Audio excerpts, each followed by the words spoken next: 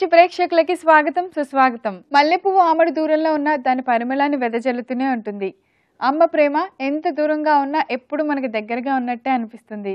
అలాగే ఇంద్రధనస్సు ఆకాశంలో ఉన్నప్పటికీ చూడటానికి చాలా అందంగా ఉంటుంది. మరి చట్పట్లో చేసే ప్రతి పచ్చడి రుచి కూడా అంతే అద్భుతంగా ఉంటుంది తెలుసా.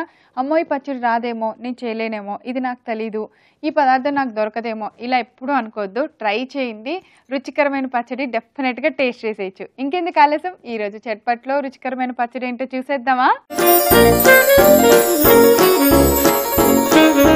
ప్రతిరోజు మనం చట్పట్లో చాలా రకరకాల రుచికరమైన పచ్చళ్ళు చూస్తున్నాం కదండి. ఈ రోజు కూడా మనకు ఒక రుచికరమైన వెరైటీ పచ్చడి తయారు చేయడానికి సిద్ధంగా ఉన్నారు మన ఎక్స్పర్ట్ పద్మ గారు.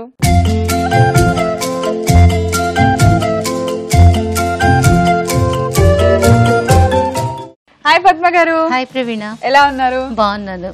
సో ఏంటి ఇవాళ స్పెషల్ గా ఉన్నారు మీరు? చాలా స్పెషల్ గా ఏమన్నా స్పెషల్ డేనా? స్పెషల్ ఏం లేదు, ఎప్పుడు ఇలాగే ఉంటాను నేను. ఏం కాదు, ఈ రోజు సంథింగ్ స్పెషల్ గా ఉన్నారు. అది చూసే వాళ్ళ కళ్ళని బట్టి ఉంటుంది. చెప్పేనా మీ కొత్త ముక్కు పొడక? అవును, మార్చాను. సో సంథింగ్ స్పెషల్, అదే కదా ముక్కు పొడక. కరెక్ట్, అవును. కొత్తది కదా. ఎవరు మీ వారు గిఫ్ట్ ఇచ్చారా? మా వారి గిఫ్ట్. శ్రావణ మాసం స్పెషల్ అయి ఉంటది. అవును కదా. ఓ సూపర్. మన పచ్చడిలానే మీ ముక్కు పొడక కూడా అద్దరిపోతుంది. మా ఆయన కూడా థ్యాంక్స్ చెప్పాలి. తప్పకుండా చెప్పేసేయండి.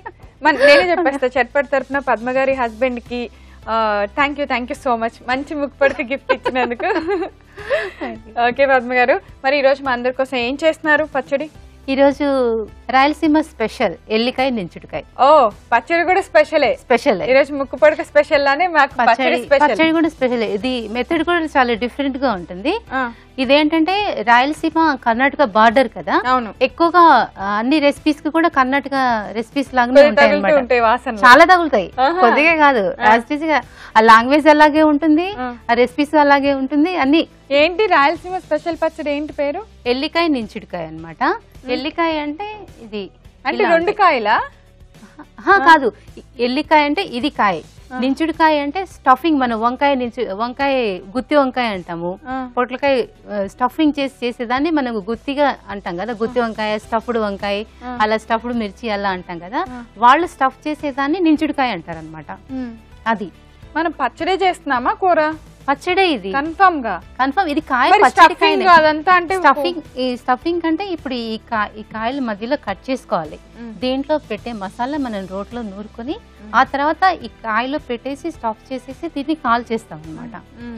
అదే పచ్చడి. అసలు ఏంటిది? ఏ ఫ్యామిలీకి సంబంధించిన కాయ? దబ్బకాయ. మనకి ఇక్కడ దబ్బకాయ దొరుకుతుంది కదా.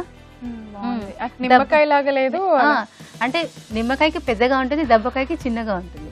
ఓకే పద్మ గారు, ఈ ఎల్లికాయలు ఎక్కడ మీకు ఎక్కడ దొరికినాయి? ఇప్పుడు మా ఇంట్లో చెట్టు ఉంది.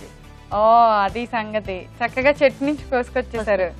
మరి అయితే ఈ ఎల్లికాయలు మార్కెట్ లో దొరికితే ఓకే, లేదు అంటే మనం కొత్తగా బత్తాయి సీజన్ స్టార్ట్ అయినప్పుడు వచ్చే పచ్చి బత్తాయిలతో కూడా ఈ రెసిపీ చేసుకోవచ్చు. ఎలాగో ఎప్పుడైనా రాయలసీమ కర్ణాటక అట్లా వెళ్ళినప్పుడు ఎల్లికాయలు తెచ్చుకొని అయినా ట్రై చేయొచ్చు. ఎప్పుడైనా కొత్త రుచి చూడటం డెఫినెట్ గా ఎప్పటికీ ఎవర్ గ్రీన్. ఎల్లికాయ నించుడికాయ పచ్చడి అంటే నేను అవి రెండు కాయలు ఏమనుకున్నాను. కాదు, ఎల్లికాయ నించుడికాయ పచ్చడికి కావాల్సిన పదార్థాలు ఏంటో ఫస్ట్ చూసేద్దాం. అలాగే, ఎల్లికాయ నించుడికాయ పచ్చడి తయారు చేసుకోవడానికి కావలసిన పదార్థాలు: ఎల్లికాయలు, ధనియాలు, జీలకర్ర, మెంతులు, మిరియాలు, ఆవాలు, బెల్లం, కారం, ఉప్పు, పసుపు, దాల్చిన చెక్క. సో పద్మ గారు, మనకు అన్ని రెడీగా ఉన్నాయి కదా, ముందుగా ఏం చేద్దాం చెప్పండి. దీనికి మసాలా ప్రిపేర్ చేసుకుందాం. మసాలా మనం స్టఫ్ చేసే మసాలాని ప్రిపేర్ చేసేసుకుంటే పచ్చడి సగం రెడీ అయిపోయినట్టే కదా.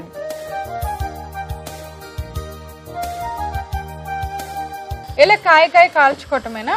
బాండిలో పెట్టేసి బాండిలో పెట్టి కాల్చుకోవాలి. ఓకే, ముందుగా డ్రైగానే ఆయిల్ ఏం వేయకుండా డ్రై ఫ్రై చేసుకోవాలి. ఆయిల్ ఉండదు దీనికి. వద్దు, ఆయిల్ ఉండదు. ఆయిల్ లేకుండా చాలా మంచిది. అయితే అబ్బా, ఎప్పుడైనా ఆయిల్ లేకుండా తినాలనుకుంటే మంచి టేస్టీ ఫుడ్ కూడా. ఇందులో మెంతులు వేసాను, తర్వాత ధనియాలు, జీలకర్ర, నెక్స్ట్ మిరియాలు,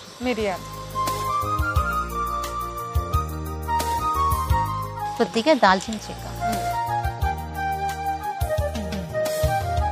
ఆవాలు.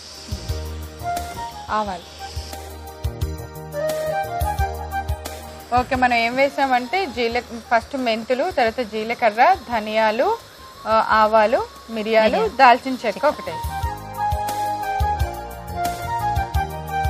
ఇవి బాగా చిట్పట్ అనేంత వరకు బాగా ఫ్రై చేసుకున్న తర్వాత నూరుకోవాలి మసాలా. మసాలా నూరాక ఇందులోనే ఉప్పు కారం కూడా కలుపుతామా?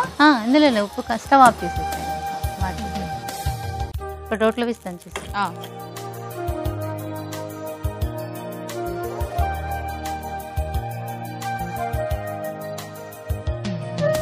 ఏదైనా ఏ పచ్చడికైనా ఇలా ప్రీ ప్రిపరేషన్ అప్పటికప్పుడు ఫ్రెష్గా మసాలా దంచితే బాగుంటుంది కదా ఫ్లేవరు, ఎక్కువ రోజులు పోకుండా.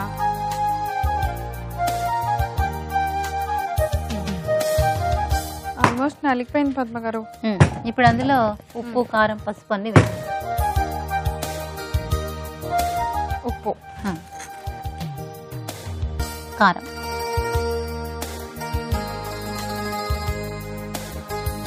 కొద్దిగా బెల్లం. బెల్లం బెల్లం వేసాక మాత్రం ఒకసారి అలా దంచుకో, ఎందుకంటే అది నలగాలి కదా, పట్టేస్తుంది. సరిపోతుంది.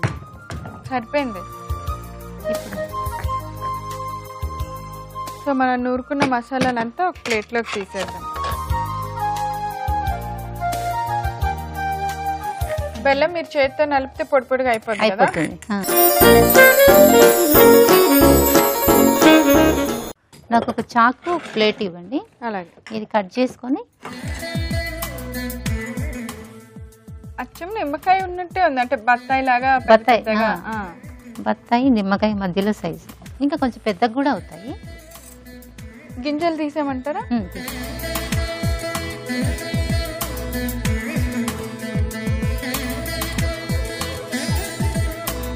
పుల్లగా ఉంటుందా? పుల్లగా ఉంటుంది, అంటే నిమ్మకాయ అంత పులుపు ఉండదు, పుల్లగా ఉంటుంది. ఇది ఒక రకమైన టేస్ట్. సో ఇలా మొత్తం గింజలన్నీ తీస్తాం కదా, మనం అందులో జ్యూస్ అనేది బయటికి రాకుండా తీయాలి. సో ఇప్పుడు బాండి పెట్టేద్దామా? పెట్టేసి. మీరు అంటే మసాలా ఎలా పెట్టుకోవాలి మనం చూపిస్తాం, మీరు పెట్టేస్తాం. వితౌట్ ఆయిల్, ఆయిల్ వేయక్కర్లా. ఆయిల్ వస్తుంది. ఈ రెసిపీ చాలా ట్రెడిషనల్ అనమాట. మా తోటికోడలు వాళ్ళ అమ్మమ్మ చేసేది. ఎంత ఓల్డ్ అమ్మమ్మ ఇలా పెట్టేస్తాం. ఈ బెల్లం పెట్టడం వల్ల ఇందులో కరుగుతుంది. తర్వాత తినేటప్పుడు ఇలా ఓపెన్ చేసి పిండుకోవటం, అన్నంలో పిండేసుకొని తీసి పడేసారు. నిజంగా వెరైటీగా ఉంది. ఏం లేదు, ఇది కాలటం అంటే మగ్గుతుంది అంతే, కొంచెం సాఫ్ట్ అవుతుంది. లోపల ఆ రసంలోకి ఈ మసాలా కరుగుతుంది. ఉప్పు, కారం, బెల్లం అంతా కరిగేసి తినటానికి రుచిగా ఉంటుంది.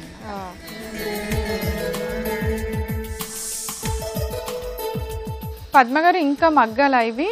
ఇంకా బాగా మగ్గినట్టే.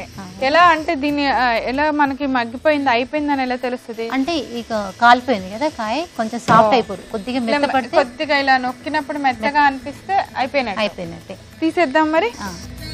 ఇవి ఇప్పుడు ఇలా డిస్టర్బ్ అవ్వకుండా జాగ్రత్తగా తీయాలేమో కదా. డిస్టర్బ్ అవ్వవు. బెల్లం పెట్టాం కదా, బెల్లం పాకం వచ్చేస్తుంది కదా వేడికి. అతుకుని ఉంది చూసారా? ఓకే, బాగుంది కదా ఇలా. మరి ఎల్లికాయ నించుడికాయ సాంప్రదాయమైన పచ్చడి అయితే రెడీ అయిపోయింది. నేను ఎలా టేస్ట్ చేయాలి దీన్ని? అన్నం రెడీ చేసి పెట్టేస్తాను. అన్నము నెయ్యి హ్యాపీగా రసం పిండేసుకొని ఆ మసాలా కలిపేసుకొని తినాలన్నమాట. నా నోరు ఊరిపోతుంది బాబోయ్ మీరు చెప్పేస్తుంటే. చెప్పేదానికంటే అసలు ఆ రెసిపీ చూస్తేనే ఎప్పుడు తినాలా అనిపిస్తుంది అనమాట మనకి. అసలు నాకు ఏమైనా కొత్తవి ట్రై చేయడం అంటే చాలా చాలా ఇష్టం. అసలు ఇది ఇలా చూస్తుంటే దీన్ని ఎలా తినాలి అనేది క్యూరియాసిటీ ఎక్కువ ఉందన్నమాట.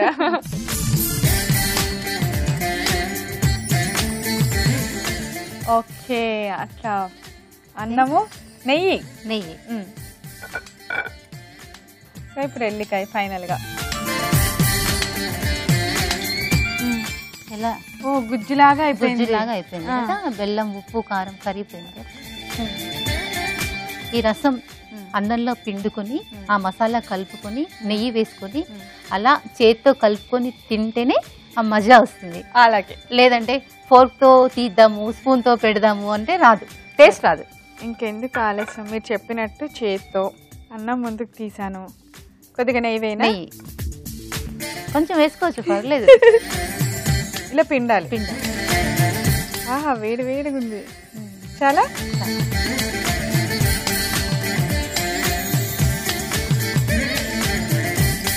అసలు ఇది కలుపుకునే విధానమే చాలా వెరైటీగా ఉంది పద్మ గారు. అయితే మనం చెప్తే గానీ తెలియదు ఎవరికి కూడా. తెలీదు. ఎలా తింటారు ఇది పెట్టి ఇచ్చామనుకోండి, ఎలా తింటారు దీన్ని అని అడగాలి. అవును, మనం ముందే చెప్పాలన్నమాట, ఇది ఇలా తినాలి. అన్నంలో ముద్దలు తినేబోతున్నాను. తినేసి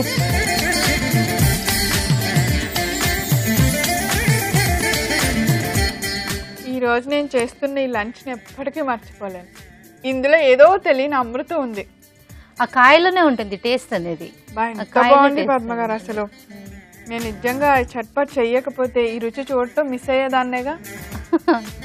ఏదో నాకు దీనిలో తినే రాసి పెట్టింది కాబట్టి నేను ఇక్కడికి వచ్చి ఇది తిని, నిజంగా ఇది తినని వాళ్ళు మంచి ఒక డిఫరెంట్ టేస్ట్ మిస్ అవుతారు. ఎల్లికాయలు ఎప్పుడు దొరికినా ఈ పచ్చడి ట్రై చేయండి, అస్సలు మిస్ అవుతండి. ఈ టేస్ట్ ఎప్పటికెప్పటికి మర్చిపోలేము. ఎంత బాగుందో తెలుసా, అసలు ఇందులో గొప్పదనం ఏంటో తెలీదు, అంత రుచికరంగా ఉంది.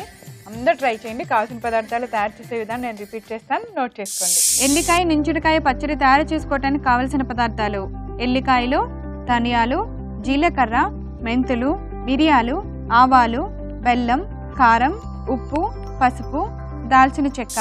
ఎల్లికాయ నించుడికాయ పచ్చడి తయారు చేసుకునే విధానం: ముందుగా స్టవ్ వెలిగించి ఒక పాన్ పెట్టుకొని దానిలో కొద్దిగా మెంతులు, ధనియాలు, జీలకర్ర, మిరియాలు, దాల్చిన చెక్క, ఆవాలు వేసి బాగా కలుపుతూ ఫ్రై చేసుకోవాలి. ఇవి బాగా ఫ్రై అయిన తర్వాత రోట్లోకి తీసుకొని మెత్తగా పౌడర్ లాగా దంచుకోవాలి. ఆ తర్వాత దానిలో మసాలాకి సరిపడినంత ఉప్పు, కారం, కొద్దిగా బెల్లం వేసి మరలా కొద్దిగా మెత్తగా దంచుకోవాలి. బెల్లం బాగా కలిసేలాగా మసాలానంతా ఒక ప్లేట్లోకి తీసి కలుపుకోవాలి. ఇప్పుడు మనం తీసుకున్న ఎల్లికాయల్ని మధ్యలోకి కట్ చేసుకొని దానిలో ఉన్న గింజలన్నీ తీసేసుకోవాలి. ఇప్పుడు ఎల్లికాయ ముక్కపై మనం ముందుగా నూరిపెట్టిన మసాలా పౌడర్ని బాగా అద్ది నొక్కుతూ జ్యూస్ వచ్చేలాగా తీసి మరొక ఎల్లికాయ ముక్కని దానిపైన పెట్టి పక్కన పెట్టుకోవాలి. ఇప్పుడు స్టవ్ వెలిగించి పాన్ పెట్టుకొని పాన్ బాగా హీట్ ఎక్కిన తర్వాత మన మసాలాతో స్టఫ్ చేసుకున్న ఎల్లికాయల్ని పాన్ లో వేసుకొని బాగా మగ్గనివ్వాలి. ఇలా మగ్గిన ఎల్లికాయ నించుడికాయ పచ్చడిని ఒక ప్లేట్లోకి తీసుకొని అన్నంతో వేడివేడిగా సర్వ్ చేసి పెట్టండి. అంతే, ఎంతో రుచికరమైన ట్రెడిషనల్ ఎల్లికాయ నించుడికాయ పచ్చడి రెడీ. ఇంత మంచి పచ్చడి మా అందరికి చూపించినందుకు అందరి తరపున, నా తరపున స్పెషల్గా thank you so much. Thank you Praveena. నేను కూడా స్పెషల్ థ్యాంక్స్ చెప్తున్నాను. ఈ రోజు మేము తయారు చేసిన ఈ వంటకం మీరు చూడటం మిస్ అయ్యారా? అయితే మీరు చేయవలసిందల్లా youtube.com/etvabirchi లేదా facebook.com/etvabirchiలోకి వెళ్ళిపోయి మేము తయారు చేసిన ఈ వంటకాన్ని చూసేసేయండి. రేపు మరో సరికొత్త పచ్చడితో చట్పట్ల కలుసుకుందాం. అంతవరకు సెలవు, బాయ్.